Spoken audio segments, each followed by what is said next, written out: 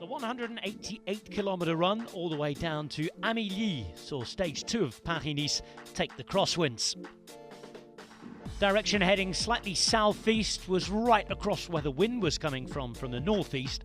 The question is, would it be strong enough to affect the race? And would there be enough teams with a will to change it? On paper, it was another day for the sprinters with just one third category climb and just over 1,000 metres of climbing over almost the 200-kilometre route. There would be a real attempt with around 70 kilometres to go to split things. A few teams briefly succeeding after an early two-man break had gone and had been brought back. Steven Kruijswijk was the biggest name caught out on both occasions.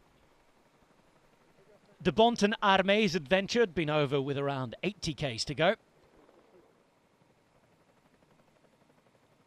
Aside from Kruijswijk, the main GC contenders stayed alert. Most of the sprinters was there.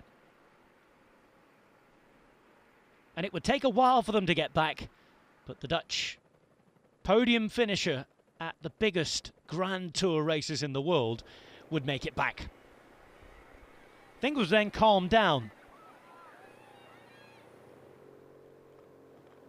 A few crashes and an intermediate sprint punctuated the relative tranquility at the front of the bunch.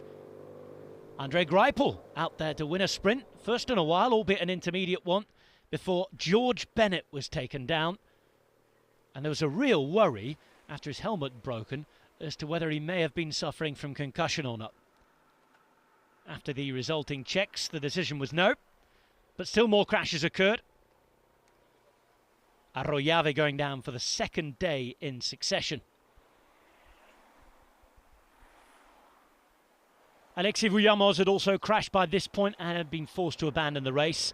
Into the final couple of kilometres, and it was chaos at the front. A technical finish awaited them with turns left and right. Another crash with 1 kilometre to go, taking out a couple of riders.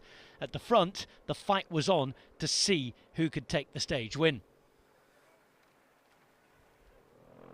DSM and Tish Benoit had done a brilliant job for around 1.5 kilometres through the technical part in town.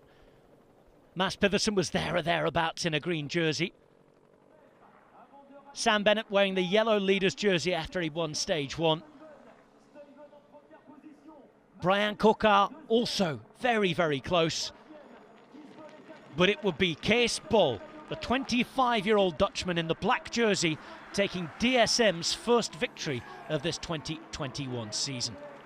Mads Pedersen was up there in second place, third place going to Michael Matthews, and the 4 bonus seconds allied to the 5 he'd taken from intermediate sprints meant that he would take the yellow leader's jersey. So Bol winning for the first time in 2021, his team's first victory of this new season, ahead of Pedersen, who is very, very close up there in the green jersey. He's level on points with Bennett, but it will be Bennett who swaps yellow for green after Matthews, on his return to Bike Exchange, pulls on the yellow jersey just as he did when he's last with the team a few years ago. Matthews then leading by 4 seconds from Pedersen, Bennett and Bol, with De Maar in 5th at 8 seconds.